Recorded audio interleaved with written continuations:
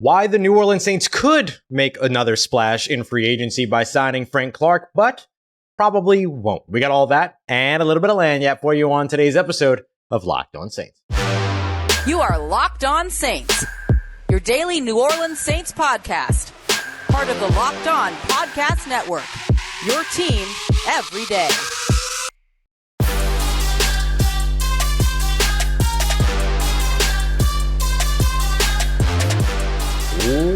What is good, Who Dat Nation and Who Dat family? Welcome into another episode of Locked On Saints, your daily podcast covering your favorite team, the New Orleans Saints. Part of the Locked On Podcast Network, your team every day. Thanks so much as always. Make Locked On Saints your first listen of the day every day. Be sure to subscribe and follow on YouTube or wherever you get your podcasts so you never miss the latest daily episodes. I am your host, Ross Jackson at Ross Jackson Nola on Twitter, your New Orleans Saints expert, credential member of the media, CrescentCitySports.com, USA Today, Saints Wire, Tuesdays a lot in NFL, and here with you every single Monday through Friday on Locked On Saints. On today's episode, we're going to play a little stay or go with some of the remaining New Orleans Saints in-house free agents. We'll look at CJ Gardner-Johnson's new contract with the Detroit Lions and why the New Orleans Saints trade to the Philadelphia Eagles now doesn't look so bad in terms of compensation. But first, could the New Orleans Saints look to make another splash signing in free agency this offseason? And could that splash signing be former Kansas City Chiefs defensive lineman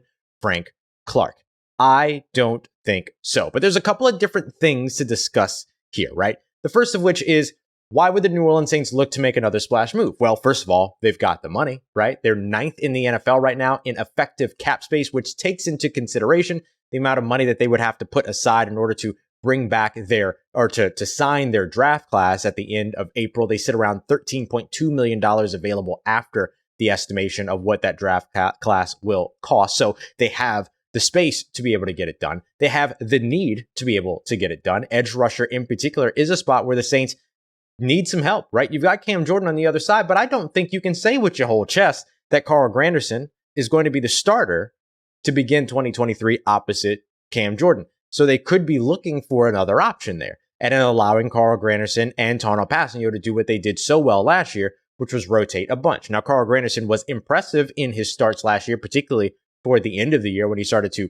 usurp Marcus Davenport for starts, whose contract is now official in Minnesota, by the way. But maybe the New Orleans Saints look for another option to be the potential starter there and then get those other guys back to rotating, especially with Carl Granderson entering a contract year.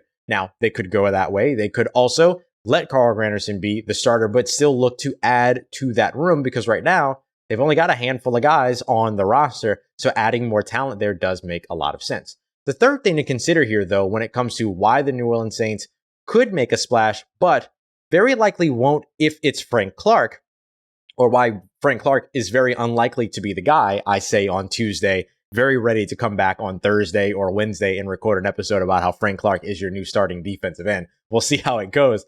But look at the emphasis that the New Orleans Saints have placed on the players that they have drafted so far over the course of the past week, right?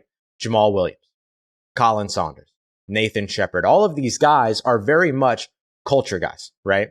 Frank Clark doesn't really carry that tag. In fact, Frank Clark comes with a lot of baggage. He had a domestic violence claim in his past. He had another, court thing in the past. He recently had a Los Angeles gun possession arrest as well. There's a lot of things that kind of pile up when you start talking about Frank Clark that doesn't necessarily fit where the New Orleans Saints seem to be right now. Now, don't get me wrong. Just last year, they pursued Deshaun Watson. So can we rule anything out? No. But just based upon the signings that the New Orleans Saints have made so far, their focus on culture, like a guy like Jamaal Williams, who's like, never had any legal issues, doesn't have any of that sort of concern in his past, has like no baggage at all. Khalen Saunders the same way, at least that we're aware of. And so I think that when you look at a guy like Frank Clark, it kind of rules itself out. At least that's what makes sense to me. Now, the Saints could still address this position, right? And there's some good free agents that are out there that they could potentially go to. In fact, some of which they've gone to in the past before. The tricky thing is there's not really anybody out there that fits their mold. 6'5" and above, 6'4" and above, 270, 280 pounds. But that doesn't mean that the Saints won't be interested in those players, right? Don't forget, the Saints went down the road with Jadeveon Clowney, who was at the time 6'5", like 250 pounds. They went down the road not too long ago with a guy like Robert Quinn, who is also in that 250-pound range, sort of smaller speed rusher guy, with Dennis Allen as a part of those defenses. So we can't rule out the idea that the Saints could invest in a smaller guy this offseason when they've looked to invest in smaller guys in previous offseasons. It's more so feels like a draft prototype than it does feel like a does that player work in the NFL prototype. So you look at some potential options that the Saints might be able to go to. They could go to a guy like Yannick Ngakoue. Yannick Ngakoue weighs in at just 6'2", 246-ish pounds there, but he's had a successful career despite that size.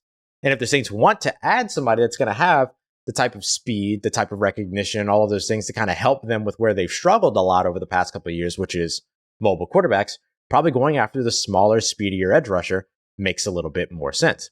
9.5 sacks last year, 10 sacks the year before that for Yannick Ngakoue, who's played on a lot of teams. Jacksonville, he's been in Minnesota, he's been to Baltimore, he's been to Las Vegas, he's been to Indianapolis, where he had 9.5 sacks just last season. So no matter where he's been productive, and he's been consistently productive. I mean, you look at the last 5, really every season, 8 sacks in 2016, 12 sacks in 2017, 9.5 in 2018, 8 total in 2020, despite all the different teams that he played on, 10 and then 9.5 in the last 2 years. So this guy has had at least 8 sacks every season of his career since back to 2016. Doesn't that sound familiar? Because remember, you look at a guy like Cam Jordan, who since coming into the NFL in 2011, since 2012, has had at least 7.5 sacks every season. So wouldn't you like to have that type of consistency across from Cameron Jordan? Of course you would. Does the size make a big enough difference for you to be able to ignore that? I don't know. That's for the Saints to answer.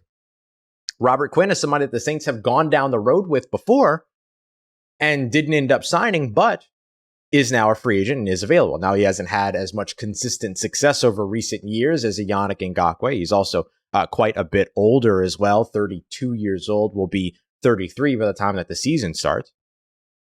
But when you look at his sack numbers, in Chicago, obviously he played extremely well while he was there. He only had 1 sack last year in 2022, despite appearing in 13 games. So has he already hit his cliff, right? So, but is that enough? I don't know. So you have to look and see maybe Robert Quinn could be an option. Maybe you go for, you want to talk about a guy that the Saints have invested in here recently or in the recent past that is a Dennis Allen defensive guy that the Saints drafted and that is now a free agent. Look at Al-Quadin Muhammad, 6'4". Yeah, he hits that mark, but 250 pounds. And when he was at the combine, it wasn't like he weighed much more before they drafted him. He weighed in that year at 6'3", 253 pounds. So the Saints have already invested in Al-Quadin Muhammad before. Could they bring him back? He was a part of that illustrious 2017 draft class. Spent his last year with the Chicago Bears, only had 1 sack, had 6 sacks a season before that with Indy. So is he somebody that the Saints could potentially invest in? My point being that what the Saints have been doing here over the course of the offseason so far is that they've been going after character players. And Frank Clark maybe doesn't necessarily check that box. And if they want to invest in edge rusher and find somebody right now, it's going to be hard to find somebody in free agency that checks the other box, which is the prototype box. So which one of those, for production sake, are you willing to forego? The character concerns or the prototype? If I'm given an option here, I'm going after Yannick Ngakoue with the quickness. That's who I'm going after. The guy that's had 8 sacks ever since he's come into the league. Get that consistency opposite Cameron Jordan's consistency.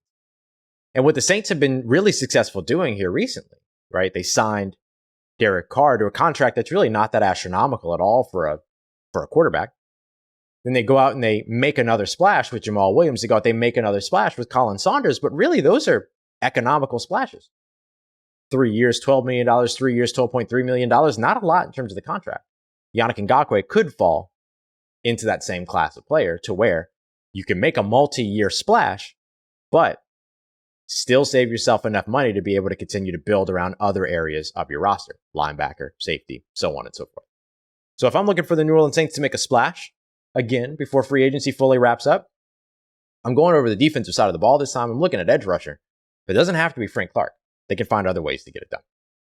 Speaking of finding other ways to get it done, the New Orleans Saints found another way to get their slot taken care of in 2022. In the midst of doing that, they traded away C.J. Gardner-Johnson. Now that we've seen C.J. Gardner-Johnson sign his 1-year, $8 million deal with the Detroit Lions, it tells us a lot about how critical we were, maybe too critical we were about the Saints trade of CJ Gardner-Johnson to the Philadelphia Eagles. We'll break it all down, and I'll show you why as we continue on with today's episode of Locked On Saints, part of Locked On Podcast Network, your team every day. Today's episode of Locked On Saints brought to you by our friends over at FanDuel, America's #1 sportsbook, the absolute fave all across the nation. And right now, if you're a first-time user, it gets even better for you because first-time users are going to get a no-sweat first bet of up to $1,000 in bonus bets. That's bonus bets that you get back if your first bet doesn't win, meaning that there's no losing when it comes to that first bet. Get in on March Madness, the NCAA men's and women's basketball tournaments. Get in on the NBA. You can get ahead of the NFL, start getting into some of the futures there. The Saints still the favorite in the NFC South and still in the top 5, top 6 when it comes to favorites in the NFC Conference as well. So maybe you want to get in on all of that. Well, FanDuel is the place to get it done. And don't miss your chance in the meanwhile for your no-sweat first bet of up to $1,000 in bonus bets. Just go to FanDuel.com/lockedon. That's FanDuel.com/lockedon to learn more. Make every moment more with FanDuel, an official sports betting partner of the NBA. All right, family, continuing on with today's episode of Locked On Saints. Maybe the CJ Gardner-Johnson trade wasn't as bad as many expected in the moment.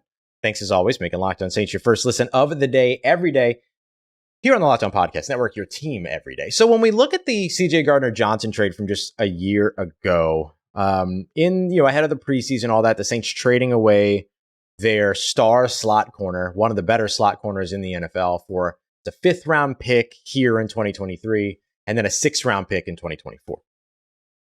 It was criticized, and I think I understand why. I was a little bit sort of lukewarm on it myself. I wasn't super pleased with the return that they got, but I also understood why they got the return that they got, because it was clear that he wasn't going to be in New Orleans.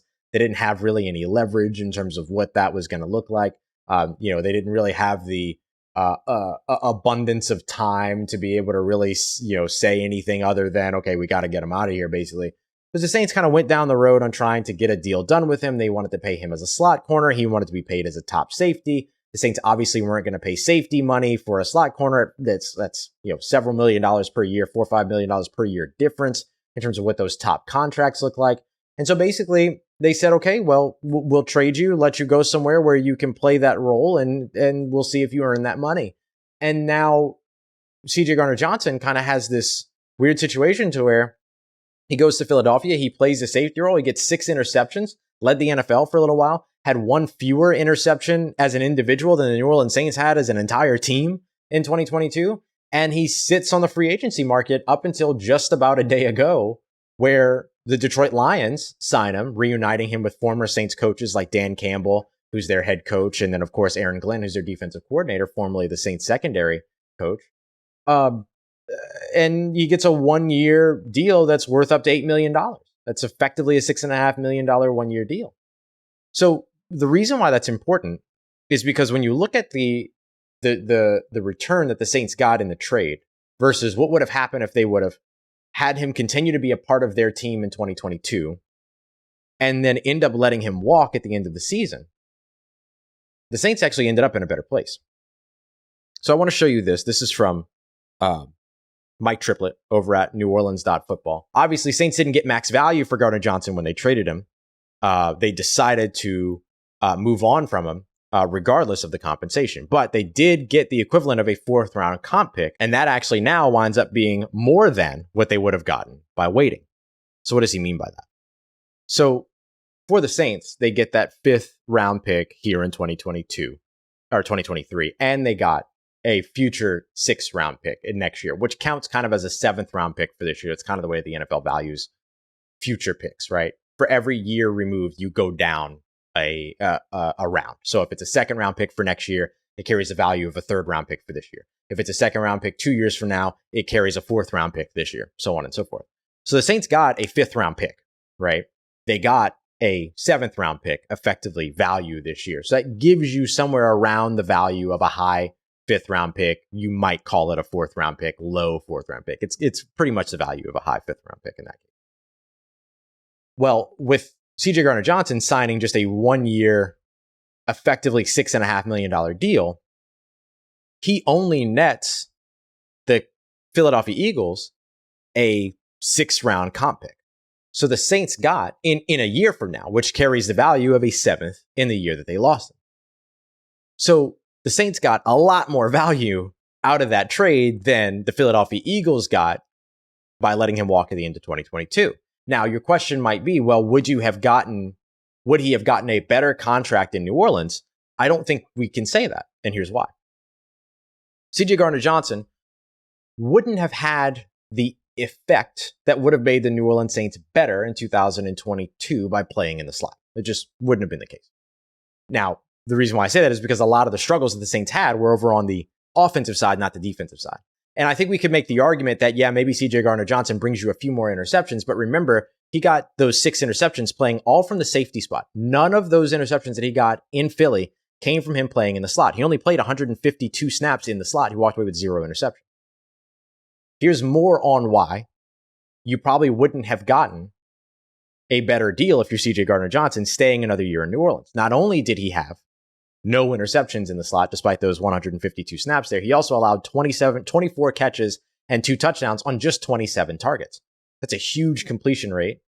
He had an over 120 passer rating when targeted while in the slot, much better at safety, which is what he wanted to do in the first place, right?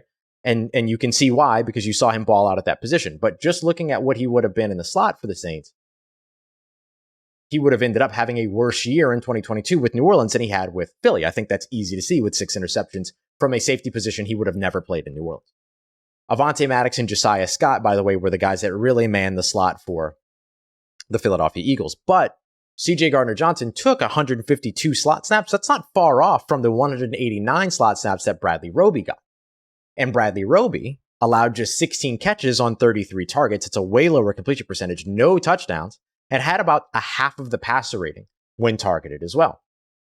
The issue for the Saints in the slot was when Roby got hurt, because then they had to turn to guys like Chris Harris, Justin Evans, who actually, by the way, just signed with the Philadelphia Eagles on Monday, and Tyrann Mathieu, who each gave up a touchdown in the slot. And only Mathieu gave up an opposing passer rating to quarterbacks that was less than 115, right? His was around 81, and gave up a completion percentage of less than 76%. He only surrendered a 52.9% completion percentage. So I think the way that you have to look at this is that, yeah, CJ Gardner-Johnson probably would have helped the New Orleans Saints a little bit in 2022, but not enough for him to have had a better season and to have gone out and gotten a better contract here this offseason. So with the Saints getting the value that they got from his trade and knowing that had he gone out there and even at his absolute best, what he played in Philly, if he would have done that in New Orleans, the Saints would have gotten a 6th-round compensatory pick a year from now. And instead, now they end up with a 2nd, 5th-round pick this year, which is going to be valuable because places where they have needs like defensive interior, edge rusher, slot corner, wide receiver, or tight end are pretty deep in this year's class.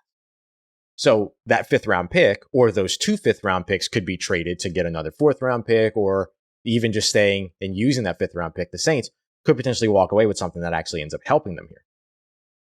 So yeah, they could have gotten some better play out of CJ Gardner-Johnson in 2022 than they got from some of those other guys that played in the slot. But for the most part, with Bradley Roby there, they got good performances there. So you would have ended up with a lesser value comp pick than the one that they traded for last season. Especially considering, too, the thing that CJ did really well, those 6 interceptions, again, didn't happen at all in the slot. That all came from him playing in a position that he would not have played in New Orleans. Therefore, maybe you can make the argument that he would have had, at best, half the amount of interceptions in New Orleans than he had in Philadelphia. At best. Especially considering that the Saints only had 7 interceptions as a squad in 2022. So the Saints didn't end up that bad when it came to that CJ Gardner-Johnson trade. And if you want to know why CJ, by the way, got that contract, I think that there's enough out there for you to be able to understand that, like, him talking trash about other coaches and things like that stuff impacts your market. Thankfully, he ends up in a place where he knows people, where people know him, and hopefully he performs well in Detroit. I love what Detroit's doing, and I think that the on-field, everything that you get with CJ Gardner-Johnson, if the off-field stuff keeps together, man, is he a very, very good player. So he could be a lot of fun to watch over in Detroit. All right, coming up next, more New Orleans Saints in-house free agents still sit out on the market. We just watched Justin Evans sign with the Philadelphia Eagles. Who else could be on their way out, and who else could be returning? We got that coming up for you as we continue on to wrap up today's episode of Locked On Saints, part of Locked On Podcast Network, your team every day. In today's episode of Locked on Saints, brought to you by our friends over at Built Bar, the best tasting protein bar on the market, and Built Bar March Madness is now underway. We know you have a favorite Built Bar. We know you have a favorite Built Puff, and now is your chance to make it all count. Go to BuiltMarchMadness.com to vote for your favorites today. You know I'm going to be voting for my favorite mint brownie. Those are my absolute favorites when it comes to it, but there's a whole bunch of others that you can get in on, and if you get in on it, 50 lucky Locked On listeners are going to get a free box of Built just for participating. And not only that, one lucky Locked On listener is going to end up with a 12-month subscription to Built, getting all the Built's best bars shipped directly to your door every single month. So you got to try it. You got to try Built. Go and check them out today. Run to BuiltMarchMadness.com right now so that you can vote for your favorite bar or puff and pick up a box while you're there. You can vote every single day here in March, so hop in and support your pick today. Let's get it, Who Dat Nation. Wrapping up today's episode with a quick stay or go with the remaining New Orleans Saints in-house free agents who could be returning to New Orleans and who else could be on their way out. We've already seen the likes of Andy Dalton and defensive tackles like Shai Tuttle and David Onyemata. They've all gone to NFC South rivals. We watched Marcus Davenport go to Minnesota today on Monday. Justin Evans went and signed with the Philadelphia Eagles. We got Deontay Hardy up in Buffalo. So who else could be on their way out and who else could be sticking around? So we're going to break all of this down. Real quick, I want to remind you too about our subtext line, which you can join at joinsubtext.com/LockedOnSaints. Link will be in the description as well. It gives you an opportunity to just do some one-on-one with me through your phone. Basically, you just get to text me effectively and get to go through, I've been sending some inside stuff on some of the new additions and things like that. So, and once we get to the season, a lot of thoughts, I'll send out like halftime, quarter notes, all that other stuff. So you'll want to check that out because that's the only place I'm going to do that is on Subtext. Gives you an opportunity to further support the show. So go and check it out. 14-day free trial, then $4.99 after that, if you want to stick around. All right, so let's talk through these walk or stay or go players. Here are the players that I have going, right? Not staying in New Orleans. I don't know what's going on with Jarvis Landry. I've had a lot of folks ask me about him. He's one of the few players in free agency that I don't really have a beat on. Like, what is he doing? Where is he? What's going on? So I assume maybe he's doing some injury recovery. I know he dealt with a lot of injuries in 2022. Kind of came back earlier than he probably was supposed to as well. He kind of told us that after the Pittsburgh Steelers game, after Pittsburgh Steelers lost, that he kind of forced his way back and maybe he wasn't necessarily ready either. He went on season-ending IR at the end of the year, so we'll kind of have to see how things go throughout that as he goes through the rest of his program. Mark Ingram, same thing. I don't think that he's going to be back, though. It doesn't seem likely. I'm very curious to see kind of what's next for Mark Ingram. We'll see. But him and Jarvis Landry, I have them not coming back, although they're dealing with injuries and things like that, so that could potentially factor in. Other players that I don't have coming back, Nick Vannett, New Orleans Saints tight end, now that they've got Juwan Johnson re-signed and ready to go, I think that they're going to continue to build that room up, but I don't think Nick Vannett's a part of the future there. David Johnson came in on a flyer one-year deal partway through the season. I don't think that he's back. Malcolm Roach, the Saints, according to Nick Underhill at New Orleans Football, offered him a multi-year deal. He decided to test free agency. We haven't seen him sign anywhere, so he could be back. But I just feel like with that sort of already being there, it's kind of like, I'm going to take a leave of absence, and then you never come back. Like, that's kind of what that feels like. So we'll see there. And then I have Chris Harris Jr. also headed elsewhere as well. The players that I have the Saints keeping, safety, defensive back, however you want to classify him, PJ Williams. PJ Williams has been on like 5 straight one-year deals, 4 straight one-year deals, however many it's been. I could see him taking another and being around here in New Orleans again. It's a place where he fits. Him and Dennis Allen really like one another. I think that could be a good fit for him to come back. The Saints need help. They need those sort of bodies in the slot, bodies that can play safety as well. I mean, that's a spot where they're in need. So I could see PJ Williams returning. And relevant to the PJ Williams of it all now, recording this a little bit after I finished recording earlier, I wanted to drop this insert in here. The Saints signed versatile defensive back Lonnie Johnson. Now, Lonnie Johnson Jr., who was formerly of the Kentucky Wildcats, came in 2019, 6'2", a little bit over 200 pounds, long, athletic defensive back with a lot of versatility. He played overwhelmingly throughout his career at free safety, but over 400 snaps his rookie year at wide corner and has appeared in the slot and in the box as well. So lots of different places where he could go. So maybe if PJ Williams doesn't return in New Orleans, you have a guy now in Lonnie Johnson Jr. who has that versatility, and the Saints do really well with those players. So Maybe PJ Williams isn't back after all. Same thing for Daniel Sorensen. Maybe it's mostly a special teams role, just like it was last year. But again, I don't think that he was, horrible for you when he had to step in. In fact, he had that interception against the Cleveland Browns. He had an interception again later on in the year. So I don't know that you necessarily want him to be your starter, but he comes in, serves a vital role as a veteran guy, as a coach on the field, as a special teamer, and then, valuable depth if you ever need to lean on him. I hope Kentavious Street is back. I think he's one of the smartest players in the locker room. The Saints obviously have a lot of need over at defensive tackle. He really started to come on toward the end of the season, so I have him coming back. I'd love to see him back. Cornerback Isaac Yiadom, I've got him coming back as well. He really was like the Saints star gunner opposite JT Gray last year. And probably like no one knows what I'm talking about here. But I do think that he would be a pivotal piece to bring back.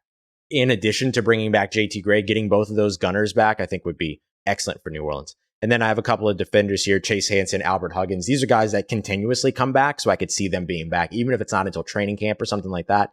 Maybe they don't start training camp with the Saints, but I could see those guys being back. Here are my I don't knows, though. Marquez Callaway, the New Orleans Saints wide receiver, and then linebacker and special teams ace Andrew Dowell. I could see both of these guys coming back.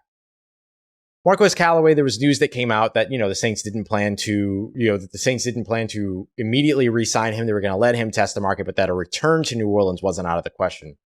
I think Marquez Callaway could still have value here in New Orleans, right? He's another big-bodied receiver. You don't want to have to lean on him as a starter for you, like toward the end of the season where he dropped that slant, by the way, for instance, that's a Michael Thomas route. That's a Michael Thomas throw you want to be making, not necessarily a Marquez Callaway throw. But just seeing the Saints' emphasis on culture, the Saints' emphasis on, guys that come in and fit in the locker room, like Marquez Callaway is absolutely one of those guys. Like he has a whole battle role thing that he used to do with Deontay Hardy at the beginning of stretch that he started doing now with Traquan Smith while Hardy was out with injured reserve. So they kept that alive. Him and Traquan would do that together. And honestly, like if I'm given the opportunity here and I'm saying, okay, I could save money by moving on from Traquan Smith, but I can bring Marquez Callaway back on a vet minimum, especially at his price point, I would happily do that, especially knowing that the top 51 players are the only ones right now that count against the salary cap. It doesn't seem like there's that much of a reason to not bring him back.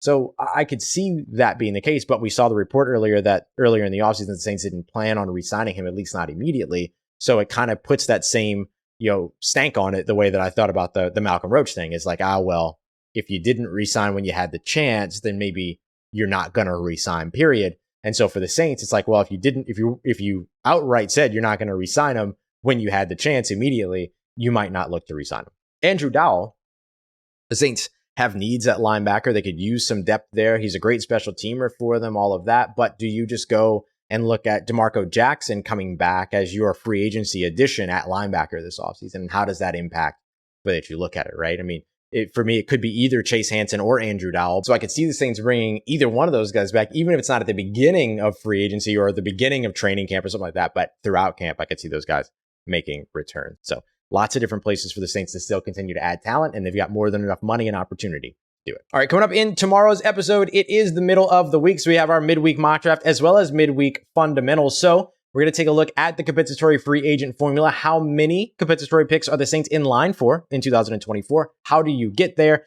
And how does it all balance out? So we'll explain all of that for you, get you all caught up on that. But we'll also do a midweek mock draft here, looking at potentially landing a top wide receiver in the first round. Why? Because we can. We got that coming up for you as we continue on with another episode of Locked On Saints tomorrow. Appreciate you, as always, for making me your first listen of the day every day. Don't forget to check out Locked On NFL Scouting with your second listen. Kyle Krabs and Joe Marino giving you everything you need to know every single Monday through Friday on what it takes to build a successful NFL franchise.